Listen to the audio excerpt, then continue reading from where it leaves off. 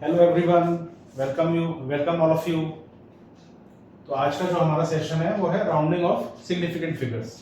Last class में हमने जो पढ़ा था वो एरिथमेटिक ऑपरेशंस के ऊपर हम जीरोस के रूल को कैसे इंप्लीमेंट करते हैं सिग्निफिकेंट फिगर्स के। आज हम पढ़ेंगे राउंडिंग ऑफ, कि उसके रिजल्ट को जो सिग्निफिकेंट फिगर्स, जैसे हमें rounding off to two significant figures अगर निकालने हैं तो उसको कैसे राउंडिंग ऑफ करेंगे। तो उसके कुछ रूल्स होते हैं, वो हम समझ लेते हैं। ये कुछ 5 रूल्स होते हैं। इसमें ये लिखा है, if the digit to be drop is less than 5 then the preceding digit is left unchanged. इसकी लैंग्वेज से मत घबराइए। ये है, अगर जो सिग्निफिकेंट फिगर है वो 5 से लेस है तो हम क्या करेंगे, उसका जो हमारा सिग्निफिकेंट फिगर होगा वो अनचेंज्ड रहेगा। अगर 5 से ज्यादा है तो उसको हम रेज बाय 1 कर देंगे। If the digit to be dropped 5 followed by digit other than 0, अगर कोई नंबर है 5 के बाद कोई डिजिट है जो नॉन जीरो है तो हम क्या करेंगे, उस सिग्निफिकेंट फिगर को, उस डिजिट को किससे रेज कर देंगे, 1 डिजिट से रेज कर देंगे। फोर्थ है, if the digit to be dropped is 5 or 5 followed by zeros, then the preceding digit is left unchanged if it is even, है ना। तो इसकी लैंग्वेज से नहीं, जब अपन क्वेश्चन करेंगे तो आपको इजीली समझ में आएगा। तो और अगर ये ऑड है तो हम उसको क्या कर देंगे, 1 से रेज कर देंगे। अगर ये इवन है तो वो हमारा जो डिजिट रहेगा वो अनचेंज रहेगा। अब हम क्वेश्चन कर लेते हैं, उससे हमें क्लियर हो जाएगा। मान लीजिए मेरे पास ये है 7.62, है ना। मुझे राउंड ऑफ कहां तक करना है, अप टू 2 सिग्निफिकेंट फिगर्स, है ना। तो मेरे पास रूल है, अगर ये जो डिजिट है, कितने सिग्निफिकेंट फिगर्स हैं, 1 2 3, और मुझे कहां तक राउंड ऑफ करना है, 2 तक। तो मैं ये थर्ड डिजिट को देखूंगा, है ना। ये थर्ड डिजिट को क्या देखूंगा, तो ये किससे लेस है, 5 से लेस है मेरे रूल 1 के अकॉर्डिंग। तो मैं सिंपली क्या कर दूंगा, उसमें रूल 1 में क्या है कि उसको मैं सिंपली 7.6 दे दूंगा, क्योंकि वो 5 से छोटा है। इसी तरीके से अगर ये देखिए 5.69, तो ये जो मेरा तीसरा सिग्निफिकेंट फिगर है ये किससे बड़ा है, 9। इसमें क्या था, 2 इज लेस देन 5, है ना। इसमें 9 है, 9 क्या है, 5 से बड़ा है। और जब भी रूल 2 के अकॉर्डिंग 5 से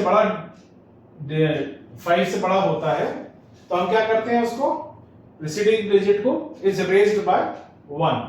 तो मैं सिंपली यहां क्या लिख लूंगा, 5.7, क्योंकि मेरे को 2 सिग्निफिकेंट फिगर्स में कन्वर्ट करना है।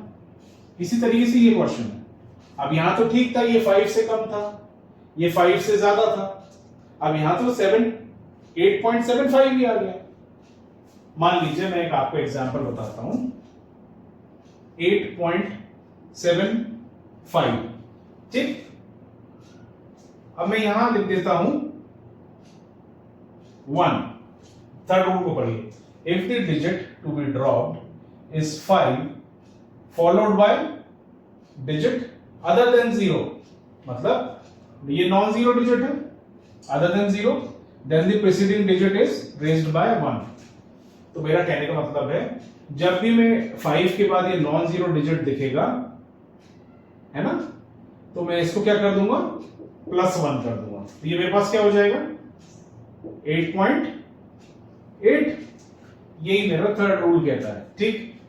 अब एक तो ये कंडीशन हो गई।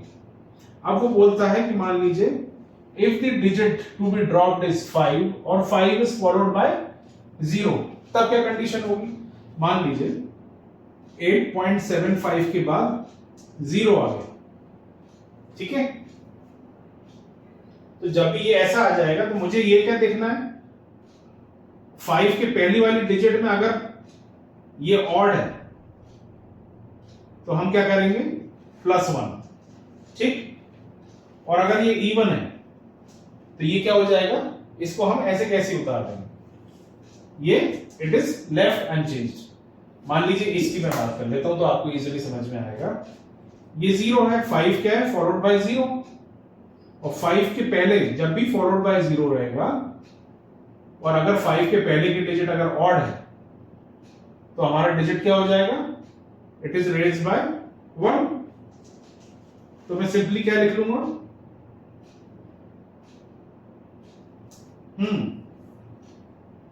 क्या बोल रहा है वो, followed by 0 the preceding digit is left unchanged if it is even. अगर 5 के पहले वाला डिजिट ऑड है तो उसको हम क्या कर देंगे, इट इज रेज्ड बाय 1, 8.8 ऐसे समझिए। अगर ये ऑड है तो मेरा आंसर क्या होगा, 8.8। If the digit to be dropped is 5 or 5 is followed by 0, then the preceding digit is raised by, if the digit to be dropped is 5 or 5 followed by 0, then the preceding digit is left unchanged if it is even। अगर ये मैं इसी को हटा के यहां 6 कर दूं तो ये क्या हो गया, 5 के बाद 0 फॉलो कर रहा है और 5 के पहले मेरे पास कौन सा डिजिट है, इवन, तो मैं इसको एज इट इज 6 लिख दूंगा। अगर ऑड रहता है तो ये रेस किससे हो जाएगा, बाय 1 से। अगर 5 के पहले, अगर 5 फॉलो कर रहा है 0 को और मेरा ऑड है 5 के पहले, तो ये कैसा हो जाएगा, लेफ्ट अनचेंज्ड। ठीक है ना, समझ में आया। चलिए मैं एक और बार इसको समझाता हूं। देखिए